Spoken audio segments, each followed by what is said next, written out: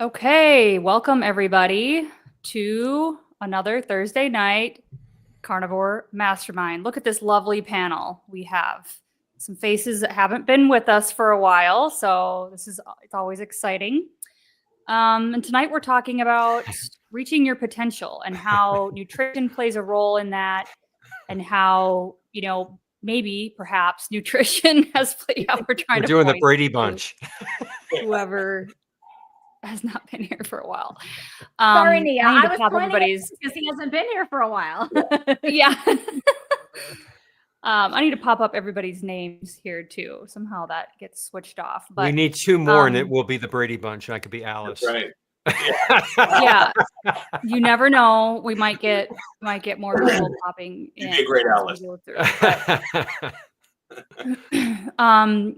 Yeah, we're talking about reaching your potential tonight and how nutrition plays a role in that. I'm a huge believer that nutrition is step one. If you want to make any type of positive change in your life, if you want to grow into something, if you want to branch out and do something new or learn something new or set a goal for yourself and reach for something bigger, your health has to be the foundation for that. And that's been my experience throughout my life. The healthier I've gotten, the more I've been able to do and, dream and think about what I want to do and how I want to change and how I want to grow. So that's kind of the theme for tonight. So we'll go around as usual, clockwise. And we'll I guess we kind of snake through when we have 3 rows, but so give us, introduce yourself, your channel, and give us your thoughts about what it means for you to reach your potential and how nutrition and carnivore has played a role in that. So we'll start with Robin.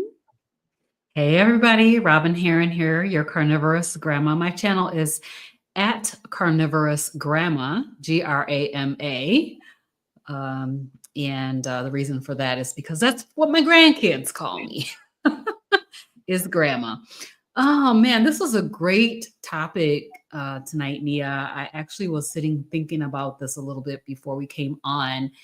And I thought of a few ways. The one thing that popped in my head was about being able to do hard things. And, this is so different, so counterintuitive to everything that we have been taught over the course of echo. If you're not muted, will you please mute your mic? Bruce, please. Working on it. Could mute. Sorry. Yeah. So, being able to do this is really something, just getting into the mindset of basically changing everything. So, and changing the way you think about food, nutrition, eating has been really, really something. I'm more prepared, I think, than I ever have been. And I was on keto for quite some time. So I was kind of used to being the person in the room that was like, there was nothing there for me to eat because I was on keto for so long. But when you got to the point where, everything was a salad and that is technically supposed to be healthy, and you're like, but it's not, So that I'm just more prepared. I'm also more prepared to fast or not eat at these various events that I'm attending. So I attend a lot of church events and things like that. And so, I'm getting used to being like the odd person out, the person who is not doing the same thing as everybody else is doing. And being able to make my own choices, not allowing those pressures to cause me to give in to different things. Like you think about the holidays coming up. Somebody was asking me, well, you're not going to have any, as a matter of fact, it was one of my managers today. You're not going to have any pumpkin pie or pumpkin roll. And I'm like, no, I'm not, so just being able to make those choices and not having food control me is really a great thing. I wanted to mention that, the portion about from a potential perspective of, wanting to become a life coach. So I've always been kind of a little bit, I guess a weirdo. I call myself a weirdo, but the one who will try something new.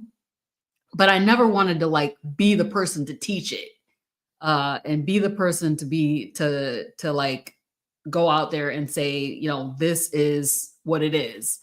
And so from a potential perspective, that is really one of my goals. And I think I never would have done that or, wanted to become like a person who's in nutrition. I mean, I've been in an IT for 30 years and doing project management for 30 years. And so for me to want to like take a drastic life goals change is really, really different. One other thing I want to mention is that I'm a lot less dogmatic, I think, about other people's choices and the choices they're making around the way they want to do their keto or their carnivore, their ketovore.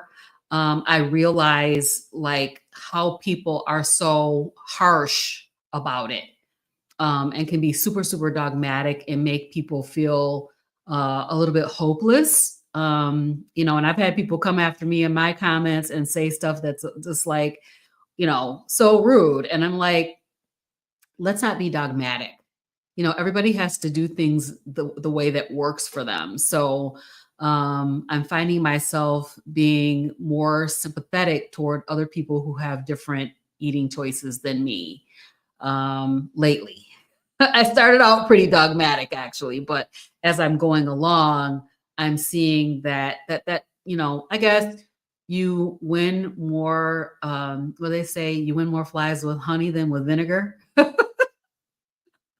So, you want to kind of not be dogmatic about people's lifestyle choices. So that's something that I'm really, really feeling like has become a part of who I am and the way that I'm doing things these days. I have a whole list, Nia, so I'm going to go ahead and stop there and give somebody else a chance to talk about it. Thank you. Thanks. No, that's awesome. And I agree. That's just as a quick side note. That's one thing that's happened to me maybe in the last couple months too. I just realized like, look, if somebody eats a salad every 6 months, like who cares? You know what I mean? If it's working for you, it's working for you. So, yeah. All right. We'll go to Larry next. All right. I'm Larry. Should I say, all right. Carnivore soldier in the house. So Carnivore soldier from Austin, Texas, retired Army Chief Warrant Officer, currently work in higher education in IT. I was drastically overweight and unwell, and found this way of eating, this lifestyle, and have corrected course. I'm almost 2 years in. I'll be 2 years in March. March 22nd will be my 2-year carniversary. I've gone from not being able to run at all for the last decade to running my first 5K last month and finishing 86 out of 250. And with my son, who finished 5th out of 250 because he's a wicked good athlete. But anyways, and I'm running another one, and we're running the Jingle Bell Run in Austin. Anyone wants to join us, we're going to be at the Domain. It's going to be a lot of fun. Anyway, you talk about the choices people make, and you can pick you can pick your style of carnivore, right? Because carnivore, I guess John probably knows this, but the actual technical definition of carnivore is someone or an animal that eats 70% of its food from animal-based foods, fats and proteins. That is actually technical definition of a carnivore, I believe. Now, as a human, I find that if I eat more and more animal and fat-based foods, I'm healthier, right? And if some people want to introduce certain things, they can. But, when we talk about dogma, yes, you don't want to be like the church, like cracking down, on the people learning, but you do have to tell them the truth. And the truth is that you can't just like eat fruit and all the time and eat honey and drink milk and expect the same results, right, in your healing and your weight loss or whatever you're going for. For me, it was everything. It was healing and weight loss. I lost 50 pounds, put muscle on. I'm back in the gym like I was. And, the choices you make will impact the results you get and the speed at which you get them. And the other thing is, don't compare yourself to other people who do this, because my body and my experience is completely different than Nia's and Robin's and John's. I mean, based on my age, based on my history, based on my injuries, based on all the things I've done in the past, my track record of eating Doritos, my track record of doing all these, linoleic acid. This is what the problem is with these seed oils. It has a half-life of 650 days. So I don't even have it's still in my adipose tissue. The linoleic acid is heavily in my adipose tissue because I've been eating a standard American diet, which is ridiculous amounts of linoleic acid ever since the 80s, and they went to a low-fat diet. So if you're eating a lot of seed oils, which is in every processed food out there, every chip, every salad dressing that you ate that thought was healthy, all the bread, all these things have seed oils in them, and it's building up linoleic acid with a 650-day half-life, which means that it takes 650 days when you have that gram of linoleic acid or that seed oil come in, 650 days for half of that gram to leave your body. So that means it's a 5-year process when you stop. If you continue to keep adding, it's not stopped, right? You have to stop. And this is one of the things I'm very hopeful about, that our government's going to get right with RFK, because RFK is on board. I don't know if you guys saw his speech, but that guy understands it, and hopefully he's on board, and hopefully he's going to be able to turn around some laws and fix some things in the FDA and get rid of these, because you go to other countries, it's not as present, if anywhere, as it is here. This is the worst place to eat, unfortunately, and our kids and our families are suffering because of it. So, when I talk to people about doing carnivore, the first thing I say is, hey, cut out all seed oils, cut out sugar. If you do those two things, man, that's 70-80%. You're almost there, man. Almost. Because once you realize that doing that means no processed food, now you're on whole foods. Now I don't care if you eat cauliflower every now and then. Whatever, that's your thing. Go ahead, put butter on it. Butter and salt. If that's what you want to do, I'm good. If you want to do a salad with just lettuce and then throw some buttermilk ranch like my mom used to make, which I'm starting to make now for my son because my son likes salad, so I make buttermilk ranch. And I just put real buttermilk on his, with sour cream on his as a dressing. So he's eating real animal fats again, right?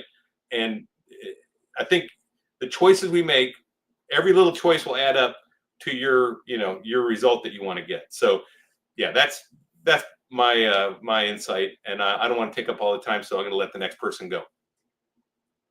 Well, I think that next person would be me. And my name is Christy. My channel is Meeting Wellness. And I would like to say, Larry, we missed you and welcome back. It's great to hear things from that carnivore soldier perspective. So just had to say that. So I started carnivore in June of 2023. So I'm coming up, I guess, on my 1.5 years now. And I like how Nia said, it's like the diet is sort of the beginning of everything else in terms of potential, because that's kind of how I feel about my experience. So I knew diets all my life as like, just cut the calories. I didn't know about the quality of food or anything. It was just about, let's just lose that weight. And I became more and more unhealthy, but kind of slowly. And so I didn't realize how unhealthy I was.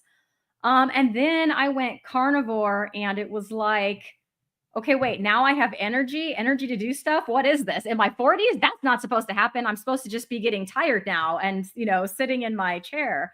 And I stopped feeling that way. And I stopped being scared to go around other people and have full of social anxiety and all of that. And then I started noticing at work, I'm a teacher like John. So I know John can attest to this.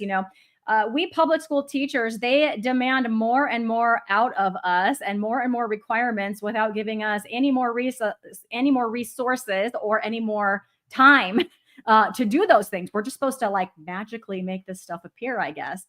And so, many things can be sprung on us. For example, last night after we were done working, we get this email that wasn't even meant for us, right? It was meant for the parents, but we get this copy of it, and it says that we'll be having a lockdown drill tomorrow. Well, we teachers knew nothing about said lockdown drill, nor were we told what time the lockdown drill would be, or anything of that nature. And so I made the joke that it's probably at 10 a.m. since all the drills are at 10 a.m. And that's the only time anything can ever happen, I guess. But So yeah, it turns out, I think at about 8:21 this morning, we got an email stating that the drill would occur at 10 a.m. And by the way, here's the procedures for the lockdown drill that you have to follow, which included making several adjustments to our classroom environment, which they gave us no materials to do, by the way. Like I was supposed to cover a window, but I had nothing to cover it with.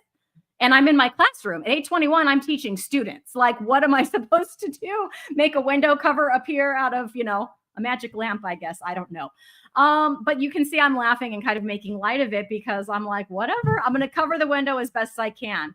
Can I tell you the other teachers, the topic of lunch conversation was a lot of stress, a lot of anger, a lot of resentment over this drill. And I just kind of, yes, it's I don't agree with it. I don't like it. But I'm not feeling anger, resentment, or stress over it. I'm like, I'm going to cover my windows best as I can. And if I have to break all the fire codes by covering it with paper, I guess the fire marshal's not visiting me today. So I'm not going to worry about that. John's laughing because he knows exactly what I'm talking about. So, when these things come up, and trust me when I tell you, they come up on a daily basis. This is not some special thing that happened today. And there were several more that I won't bore you with, that happened just today. I'm just able to handle them, kind of shrug them off, and go on to be the best teacher I can for my students. I've started organizing extra activities for them again that are, awesome learning opportunities, but that are not necessarily within our curriculum. So they take a lot of work to do. And so, but I have the energy to do that, right? And that requires extra time and effort on my part. And I had kind of lost the, I guess, whatever that thing is that kind of gets you up and gets you moving, to get that kind of extra stuff that's not really required of you. I've been able to do a lot more of that. And since Larry talked about his son a little bit, I'll talk about mine. I noticed the same things happening in my son. So he's carnivore since February, and he gets up and does things that he never would have done. And my most recent video that I made was about his improvements socially. So I would say before being carnivore, he might do something once a year. I'm not kidding, like with a friend. In October, he did 3 things, and I made that quick video on his social improvements. And then since then, he's been invited and has done like 2 more things. Like, so he's in the school band, and after football season, the band schedule kind of switches and you go into competition mode and stuff. And last year, the band teacher that was very communicative with the parents left, and a new band teacher came who didn't really say much. And my son told me nothing. So after football season, he literally did not do one thing. I'm like, I don't know what's going on. I know they're probably marching in a Christmas parade, doing competitions, like all this stuff's happening, but I don't know when they are. So I just let that go. Well, this year he's like, Mom, we have a band competition. I need to have this. I need to be at the school at this time, and we're coming home at this time. Can you please pack me some food? And so he did that. And yeah, he's just, it's like this spark, like I said, to do these other things that aren't necessarily required. Like, nothing bad's going to happen to him if he doesn't go to the band competition, but he's missing out on that opportunity, and he's letting his bandmates down because if he's not there, there's no bass drum, which kind of stinks, right? And so, I noticed the same thing in him, and it's not like he feels some kind of sense of obligation or something like I might as a teacher as part of my job that I've got to do this stuff, right? It's just these things are coming up in his life, and he remembers about them and has the energy to do them, to tell me about them, and to organize it and to get himself there. So those are some ways that myself and my family have really seen our potential increase after being carnivore. And it was like the diet was the start of it, but definitely not the end of it for sure. How about you, Papa Carnivore? There we go. Before I start, I wanted to find out why Robin's daughter was invited today, because Robin, you look like your daughter. You look so young. I don't know what happened to you, but I honestly didn't know who you were, because your face looks so thin and so pretty, and you look so young. I honestly didn't know who you were, and I've seen you before. So anyway, I think you've reached your potential, or you're getting darn close. Thank you. Yeah, no, I mean, it's amazing. So I would just like to say, I want to concur with what you guys were saying earlier. that it starts with diet. It does change with starting with changing your diet, because that's where all the energy, once you get all that energy and you start feeling better, that's when I started with my walking routine. I just had to walk. I had to do something because the energy, this excess energy, and I know you all know what I'm talking about. All of a sudden you're like jumping out of your skin, and you just can't, you have to exercise or do something. And for me, it's walking. So every morning I take my little doggy Jersey out, for a walk, and we walk up and down the intercoastal here in Florida, and she'll do one lap all the way down and back, and I'll take her, put her back inside, and then I do another like 4 or 5 all the way up and backs. And so I just think that it all starts with the diet, which gives you the energy, which just gives you this impetus that you got to move. And with that movement, you lose more weight, right? And so then it's just like this. It's not a vicious cycle. It's a great cycle of improvement and potential. And you just keep going up and up and up. You know what I mean? And it just keeps getting better and better. Now, I just hit November 1st. I hit a milestone, 19 months carniversary for me. I started February 1st of 2023. And it's just been amazing. Now, the new thing, it's not really that new now. I guess it's been about a year. Is on my there are palm trees along the intercoastal. Well, guess what I do to the palm trees? I hug those trees, and that's my grounding. And then now what I'll do is I'll also just sit down on the grass in my shorts, and just the grass and everything. I'm grounding. I'm sitting on the ground, So I'll do that for a while, and just put my hands on the flat on the ground. So I'm always looking to just do a little bit more to reach that potential and just feel as good as I possibly can. I've also been really tightening down on the carnivore diet and getting stricter and stricter. Do you know what I mean? And it makes me feel better. So I guess that's really all I wanted to add. All right, Rick. Yep, I guess it's my turn. And as you can see, my little friend over here is nice and relaxed. So he was biting me earlier, but now he's all friendly. He's just fell asleep. But as you know, I'm sure everybody knows me. You know that I started Carnivore in 1983, and I did it not to try to improve performance, but I guess in a roundabout way, I did it to get taller. As you know, I was just going to have a heart attack, whatever happened. But in all the life that I've had, I have to admit, it was only because of knowing people like you, all of you, that I've been able to see that the carnivore diet is actually something beneficial, because for me, it was a joke, always just making a big laugh. I'm going to eat all this meat and I'm going to have a heart attack and that'll be the end of that. But, when you talk about having, let's say, socializing, or maybe you're working with other people, I actually have to do a team event on this weekend, and I'll have to, I'll be indoors and I'll have to eat lunch with people that I know. And I'll show you what I use. This is one of my lunch containers. This is a portable one. This is not something you can cook on the engine with because it has a plastic lid, but it's sealed with silicone. So if it tips over, it won't leak all over the place. So what I'll do, I'll put some generally ground beef cooked in water, and I let it cook down. It's all full of fat. It's put in the refrigerator. And then I'll take this along with some cold water that I have. I have an old time thermos bottle that's glass, one of those that if you drop it, it breaks, and it's metal on the outside, and I use that. So, and it's never an issue. These are people that I've worked with. These are people that I know, and they'll eat whatever. A lot of times they'll pack a sandwich, or they'll have, they have the chips. I know when Larry was talking about Doritos, a lot of people seem to like those horrible things. They just look nasty. They smell bad, and they make your fingers turn weird colors. But they are popular. And for the people that are a little more health conscious, they have the organic tortilla chips. and they have the veggie crisps and all that stuff. Okay, fine. But, nobody ever offers me that stuff. And if they do, I usually make quacking noises and I'll laugh about it because I call it duck food. And I've had people actually tell me, I know you don't want any duck food, but, sometimes they'll have an orange or they'll have, maybe some other local fruit. I've had them with a green banana or something like that. And, I generally won't eat fruit, but I've had times where I'll eat that. Oh, you want an orange? Yeah, I'll eat an orange.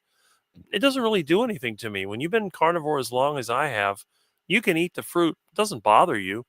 I mean, you don't want to end up like Paul Saladino that's gorging on honey and all kinds of sweet fruit because that's not good for you. And for me, it would make me sick.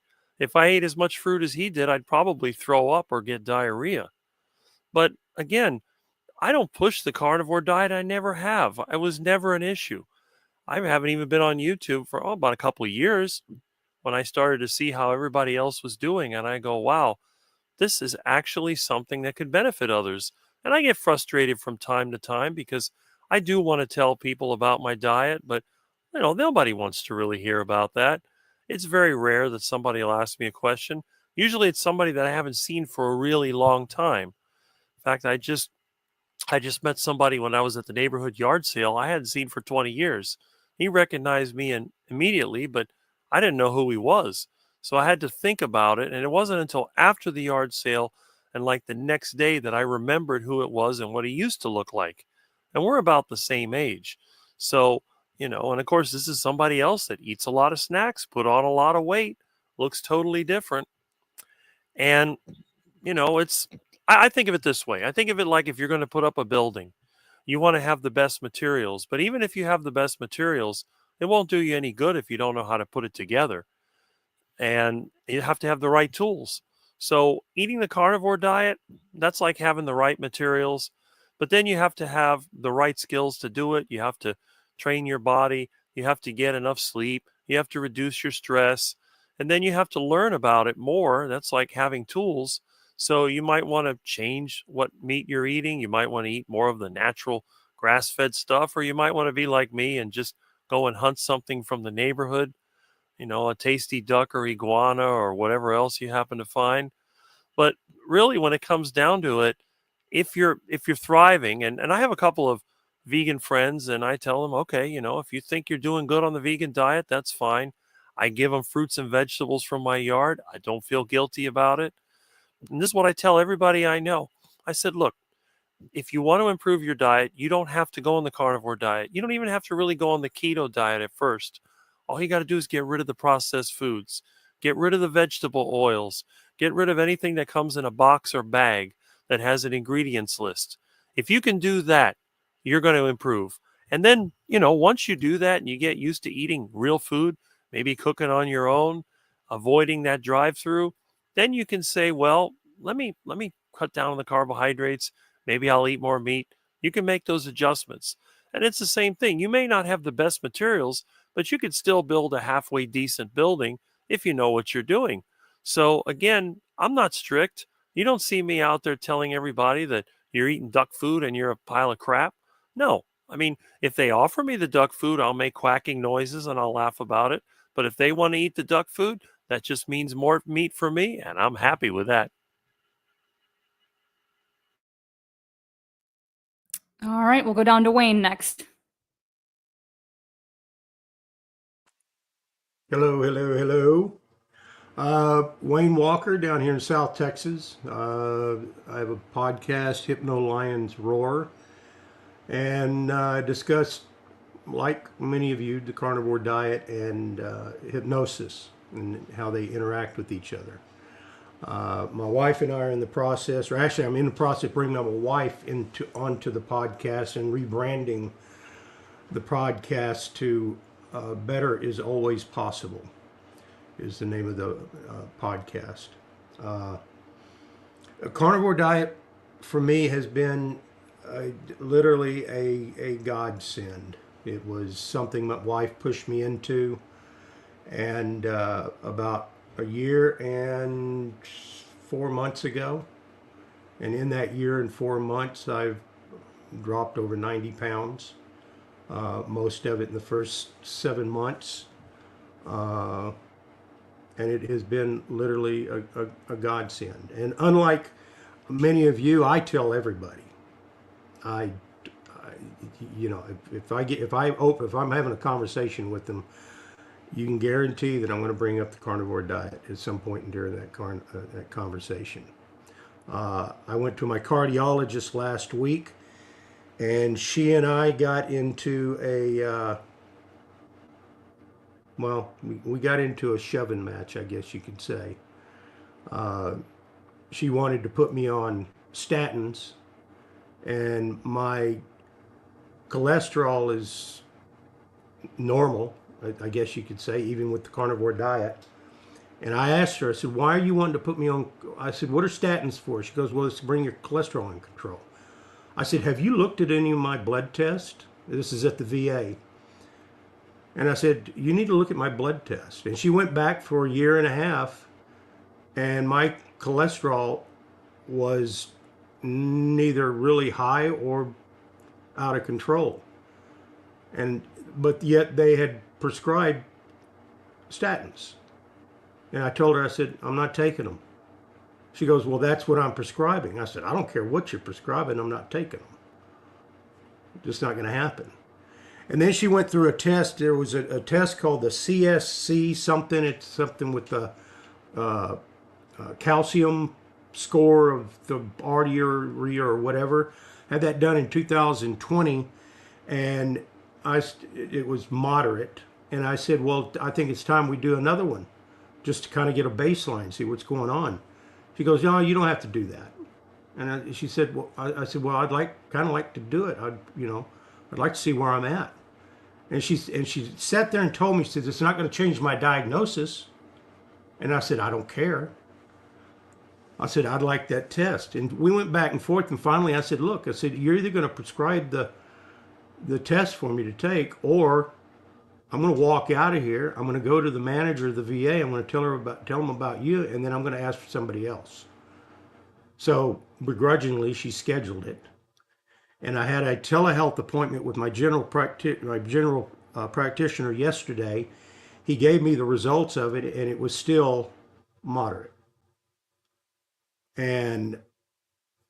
But you got to take control of your own health with these doctors. They think that just because they have a white coat on and doctor in front of their name that they know everything, and they don't. They literally don't.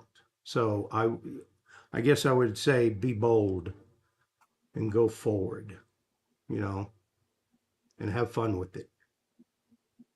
Yeah, hey, Wayne, I'd just like to say that, especially with the VA, because all they know is the standard of care.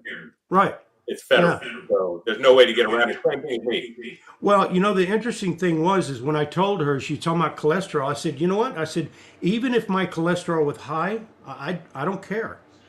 I said, because the studies show that cholesterol is not a precursor to heart disease or any heart problems.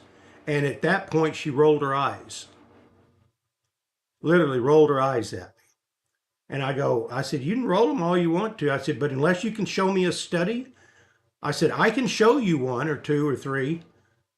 Can you show me one that shows that proves it? And I know she can't. So anyway, I may still ask for a new doctor. I don't know. I haven't decided yet. I think I would, Wayne. So, oh well. It is what it She works is. for you. That's what they have to remember, is that they work for you. Oh, absolutely. Yeah. And that's what I told her. I said, look, you serve me. I'm in charge here. You're not in charge here. So schedule the test. And she did, and I had the test. So it was, but. Hey, Wayne, did you ever see the TV show Seinfeld? I did. And there's a soup Nazi. No soup for you. Oh, no soup for you. Yeah, the no soup Nazi. Yeah. Yeah. So anyway, that's my story. So Awesome. All right, Bruce. Got me a little nervous here. I'm used to just sitting here and making snide comments in the chat on everybody else's channel. So now I'm here with you guys. Please bear with me. I've been I'm Bruce Keene. Yes, my name is not pronounced the way it's spelled. It's I'm living in Willis, Texas, which is a small town about an hour north of Houston. So I guess Wayne, I guess we're neighbors, right? But I'm my wife, about a little over 2 years ago, my wife introduced me to Michaela Peterson, and I had done keto for about 6 months, lost about 40 pounds. And then I started slow. Then when I came off the keto, I slowly started getting it back, and I was up at about 190, and which was about 50 pounds more than what I really should have been. And I started exploring the idea of the carnivore diet. Watched Michaela Peterson and Dr. Barry and a few other folks, and then decided, well, it sounds pretty cool. I'd give it a try. The weight was really one of my only big concerns. I mean, I snored like a freight train, according to my wife. But so I started having. So I started Carnivore January 1st, 2023, and then I almost immediately started noticing the snoring was gone. And a few little kind of minor irritants that I had since I was a kid, oral issues, and athlete's foot, I guess. Those just went away just pretty quickly, and then I lost more weight than I had on keto, and I was starting to get a little worried that I was losing too much weight, but then my body stabilized. So I'm right at 140, and I'll go 5 pounds on either side of that, but and my wife kind of complains that I'm too skinny, but hey, she's a Cajun girl, so she's going to be a little favoring a little bit heavier weight. But I do share with people. Of course, I'm out in the community a lot, and I'm Larry and Robin. I'm kind of in a IT adjunct type business. I'm telecom, which is kind of, I guess, y'all's redheaded stepchild, I guess. But I'm so I'm out in the community a lot, and I get people who kind of notice that I'm not eating everything that they serve, just the meat, and it brings up great conversation about what I'm doing, why I'm doing it. Part of my reason was I was hoping to lower my cholesterol. I was way wrong with that. It actually shot way up to the point where my doctor was saying he has never seen a cholesterol level that high, and he's really concerned about it. We did a CAC scan, and it was zero. I'm no risk of a heart attack. So I figured I'd keep this going and see what happens. He's still concerned about non-calcified plaque, which a CAC score isn't going to show. But I'm not really all that worried about it. But he wanted me on the Atkins diet to try to to lower my cholesterol, and it did exactly the opposite. So he and I are still fighting about the whole statins thing, but I'm holding my ground on that. So I don't know. I guess was there anything else that I needed to say, or I'm a little nervous. Like I say, I'm used to saying snide comments on in chat, and Hey Bruce, you know what I tell my doctor because he prescribed What's that? he prescribed me a statin too. I don't know, I'm at 300 or something. I said, Yeah. man, I said, it's funny. You're trying to lower my cholesterol. I'm doing everything I possibly can to raise my cholesterol. Yeah. And he looked at me like he thought, I think he thought I was joking, and he started laughing. I said, no, I'm serious. You know, I said, I've seen studies where people with lower cholesterol, actually the all-cause mortality is higher than people with higher cholesterol. Yep.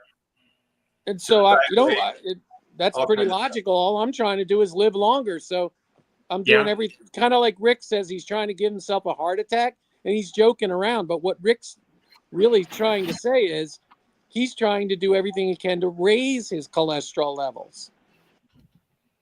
So, Yeah. yeah. If you haven't seen that LDL masterclass video by Dr. Diamond and Dr. Baker, it's a discussion between the two of them. Yeah. Google that one on YouTube, or look it up on YouTube. It's called LDL Masterclass, and it's got Dr. Diamond and Dr. Baker. And watch that. That'll settle it for you and give you some ammo to talk to your doctor about. You can, in fact, you can share his study that'll actually shut him down. It's still a little bit scary. I'm going to write this down. LDL Masterclass. Yep, Dr. Diamond and Dr. Barry. Not Barry. I've seen them both. I've watched Dr. Barry interview Dr. Diamond. I'm sorry, it's not Dr. Barry. Oh, sorry. I just want to say one thing to Wayne. Dr. Baker. Baker. Okay. Wayne, I just wanted to say one last thing. Is that I didn't argue with my doctor about not taking the statin.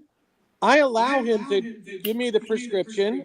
I say thank you, and then I just don't take it. Right.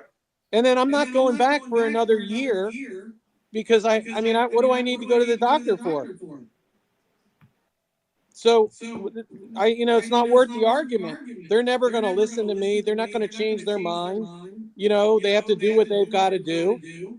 My doctor's a member of a big practice, and he's got to do it. I know what he's got to do. So I just go, okay, thank you, and then right in the garbage can. Right. Yeah. I think I was given statins one time from a doctor 10 years ago, and I went and I filled it. I stuck it in a drawer, and as far as I know, it's still in there. But it's. There's part of me though that's still a little bit nervous. I mean, there's all this, social information, and all these doctors. You got doctors on one side saying it's very healthy for you, and then you got doctors on the other side that are saying it's not healthy for you to have that high of cholesterol. My cholesterol is my total cholesterol is over in the 600s. And Yep. LDL is in like 400s. So it's like you're a lean mass hyperresponder. So it sounds like I think so too. Yeah. I didn't start very, very heavy. And listen, the thing Dr. Diamond says is there's no upper level of cholesterol that is hazardous to your health. None.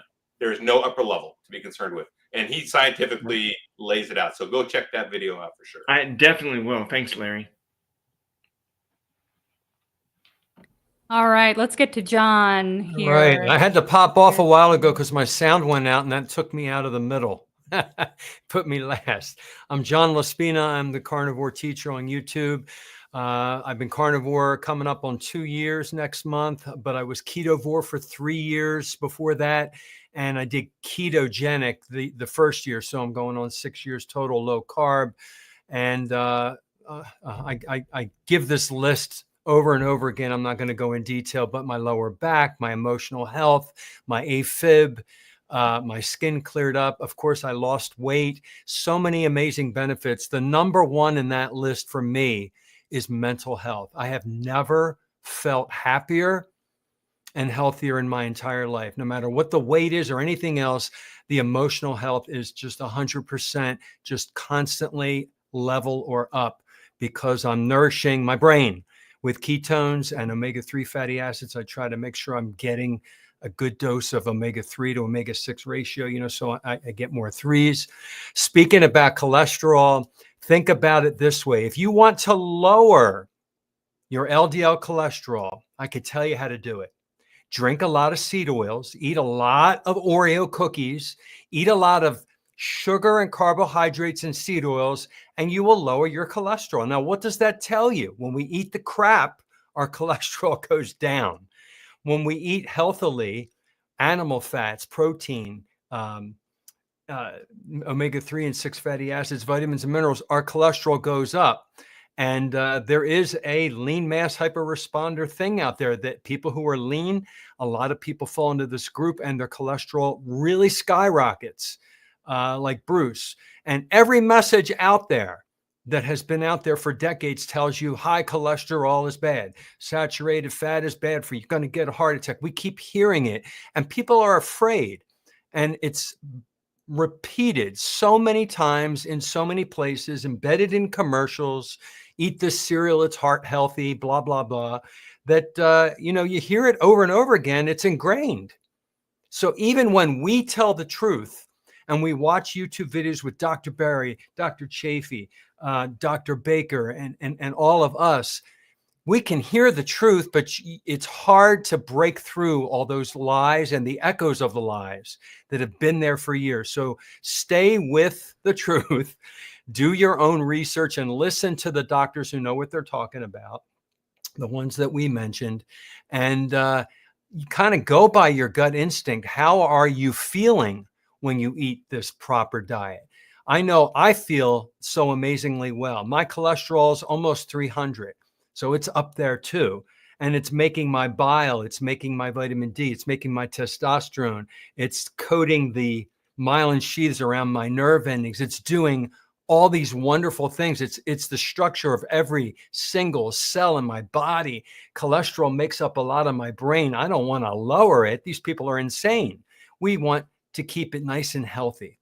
And if you want to go as far and say, I want to raise it, you raise it by not eating carbs and sugar, exercising, making sure that you are eating a healthy diet.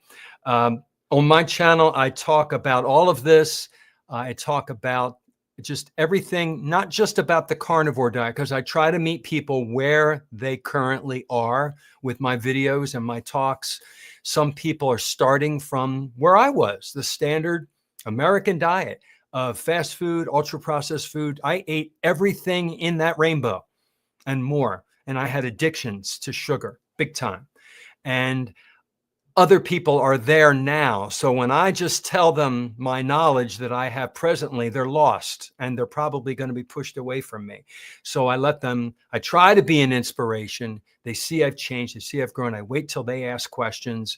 And then I'm excited. I can share with them just what they need to hear in the moment, because you give them too much and they're overwhelmed.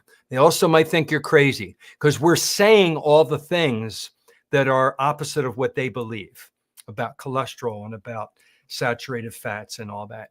So our topic today is the potential starts with nutrition. How are we reaching our potential?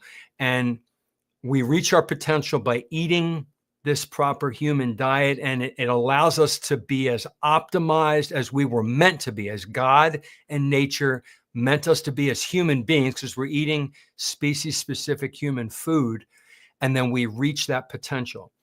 I'm going on, as I said, 6 years, and I feel like I'm reaching that potential every day more and more, and I just feel it. My gut tells me I'm on the right track.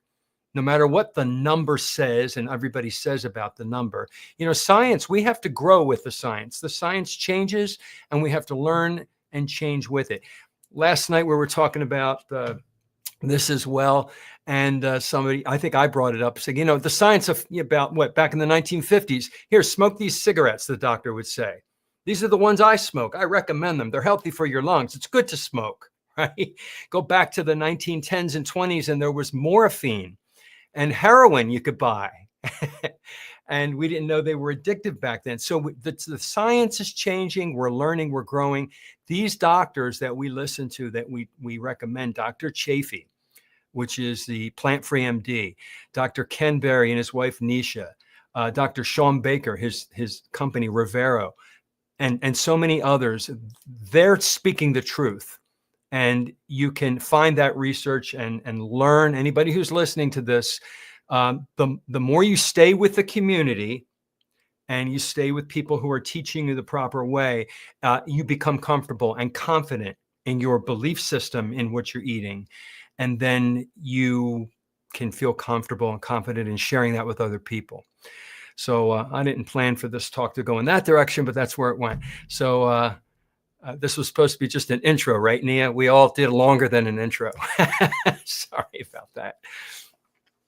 No, that's all good. And when we have this many people, it's hard to give everybody lots of time. But since we are getting kind of close to the hour, I thought maybe we'd just go through, give everybody a chance once again, and maybe throw out like a goal that you have or something that maybe you have achieved that you haven't mentioned yet, that maybe you would have like never thought you could do. I know, Robin, you kind of started out with that, and I thought that was really cool. And I thought of one for myself, and I'll go last so that everybody can have a chance. But yeah, like what's one thing that maybe before you started this, you thought I could never do that, or that could never even be on the table for me. And now you're either looking at doing it or you have done it, something like that.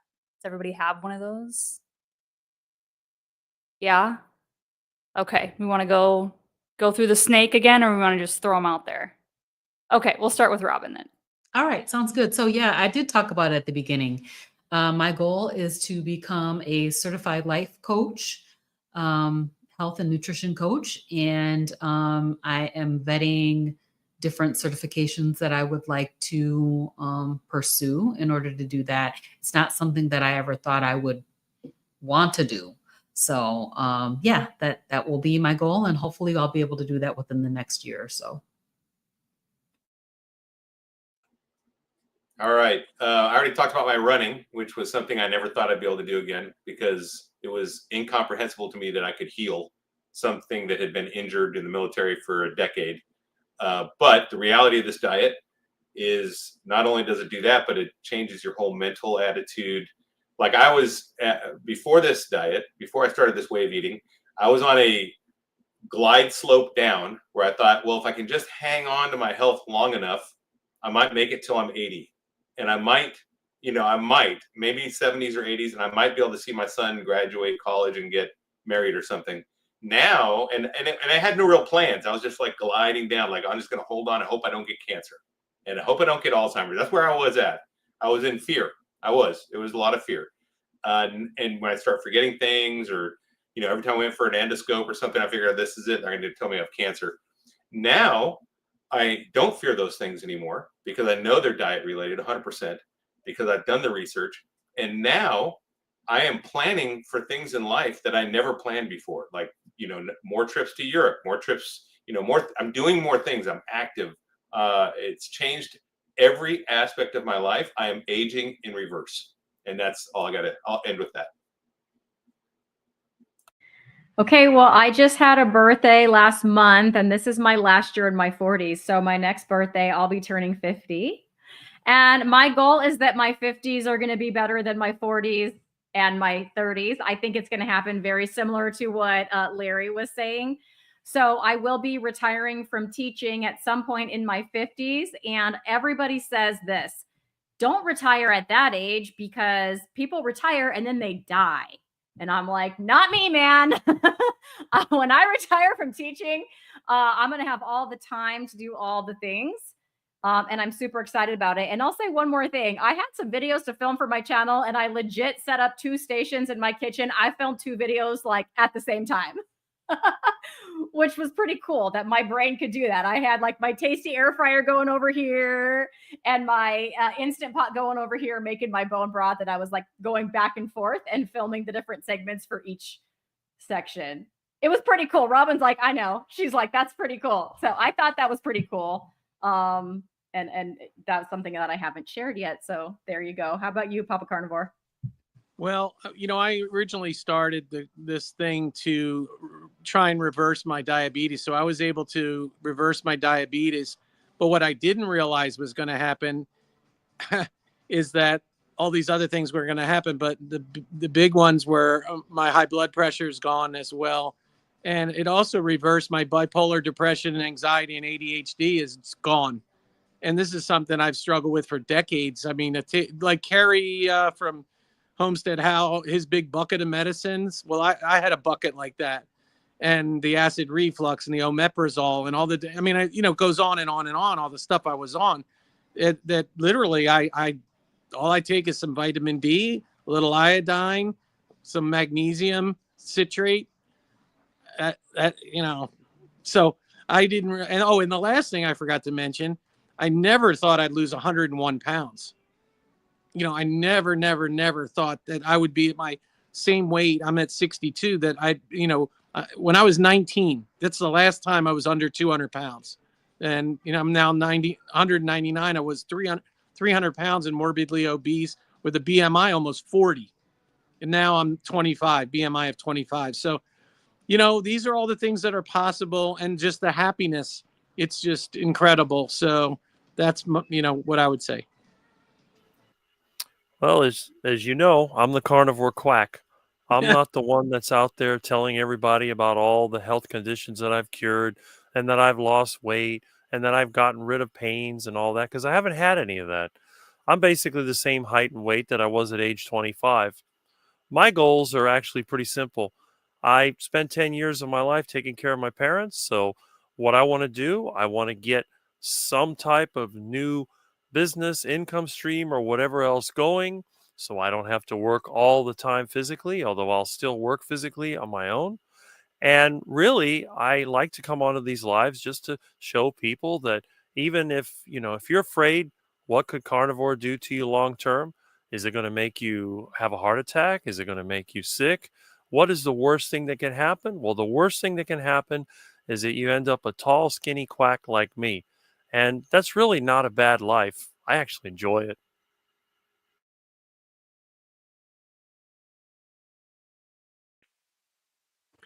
Okay, something that I never thought I would do that I am doing now, that I've started here in the last, I don't know, couple of weeks, is 1 meal a day. Just 1 meal a day. I eat about 2:30 and that's it. And have no desire to have dinner, or it's just doesn't, it's kind of weird. But that's it. And the other thing, my goal is to do a 5-day fast. I've done a 3-day. I want to do a 5-day. So there you go.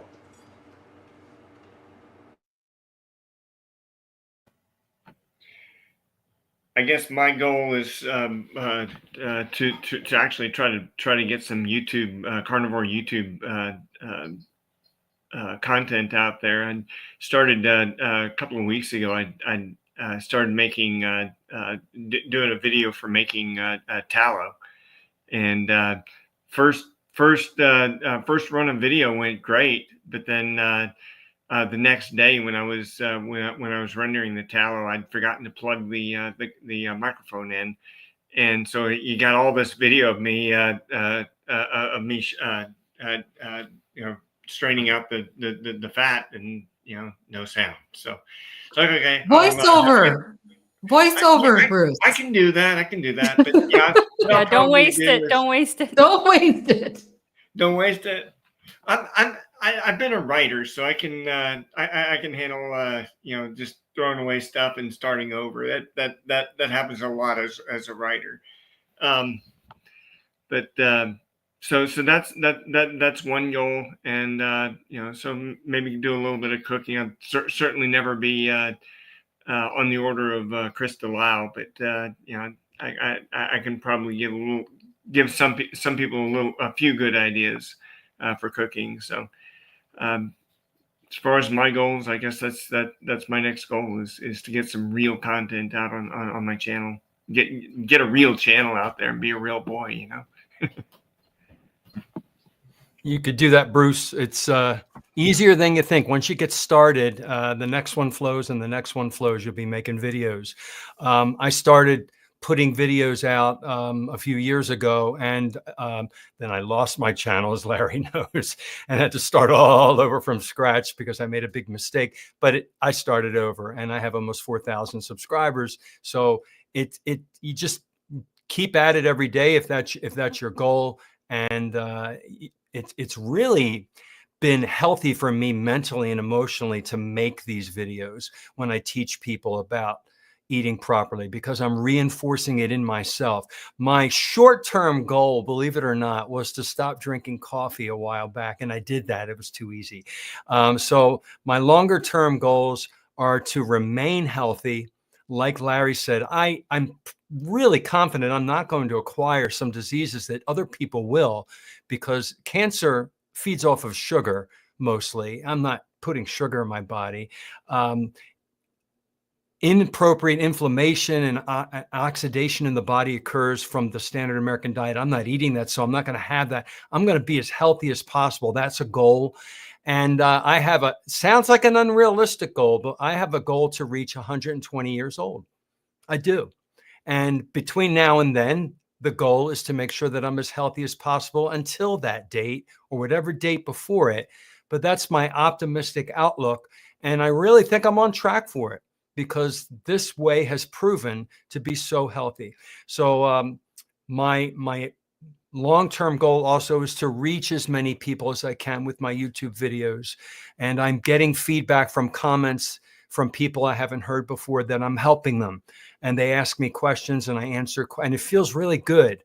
I feel like if the friends and the family don't want to hear me, the strangers are listening to me and they're asking questions, which feels great.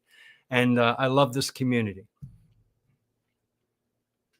That's awesome, you guys. You guys are all awesome. And I love doing these streams because it's very encouraging. I have a lot of goals. I've always been a goal type person, but something that I've always wanted to do since I was very, very little.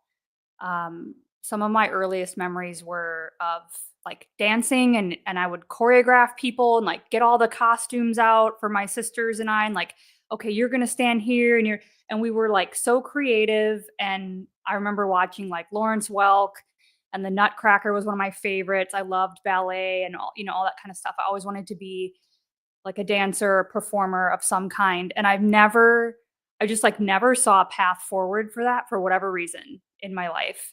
And you kind of think like, well, that's something that, you need to join the circus or whatever. And unless you do that, then you can't really do anything. But it's something I've always kind of gone back to that at different points in my life, taken a class here or there. And, really over the last month or so, I kind of got this feeling like, you know what, like, who cares if I make money doing it? Who cares if I'm a professional performer, whatever? Like, that doesn't even matter. Like, I could actually do that now that I'm getting my health back, now that I have, I'm not suffering from all these things that I was for the last 20 years. And I have the room to work, to do more inner work and to, work on myself and my character and become, the person that I want to be. Maybe I could, get back into doing some of that kind of stuff. So that's sort of like a side goal that I have now that actually seems attainable, versus, it kind of just being something that never felt that way before. So, among other things, that's something I don't think I've shared with anybody on here so far. So anyway, this was great. Thank you everybody on the panel for being here tonight. I think somebody had to drop off already, but and thanks everybody for being in the chat. You guys are all awesome as well. Thank you for sharing your insights and comments and stories too, and being supportive. This is always a great time. And so we will see you again in 2 weeks for another Carnivore Mastermind. I will leave everybody's channel handles in the description after this. So if you're not subscribed to anybody here, go share the love and make sure we're all keeping up with each other. And that's all I got. We'll see you in a couple weeks for another topic. Thanks everybody. And good night. Bye.